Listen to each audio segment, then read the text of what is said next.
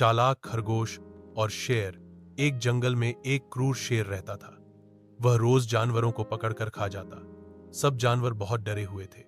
आखिरकार उन्होंने सोचा कि क्यों न हम बारी बारी एक जानवर खुद ही शेर के पास भेज दिया करें, ताकि सबको रोज न मरना पड़े। सब ने यह तरीका मान लिया। एक दिन खरगोश की बारी आई। खरगोश बहुत होशियार था।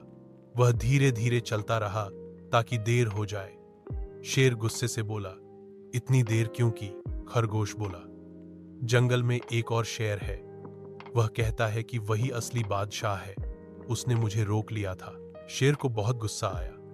वह बोला, मुझे दिखाओ वह शेर कहाँ है। खरगोश उसे एक गहरे कुएं के पास ले गया। उसने कहा, वह शेर यही है। शेर ने कुएं में झांका तो अपनी ही तस्वीर देखी। वह समझा कोई दूसरा शेर है। शेर गुस्से में दहाड़ा और कुएं में कूद गया। इस तरह सब जानवर आजाद हो गए। सबक: अक्ल और होशियारी से बड़ा दुश्मन भी हराया जा सकता है।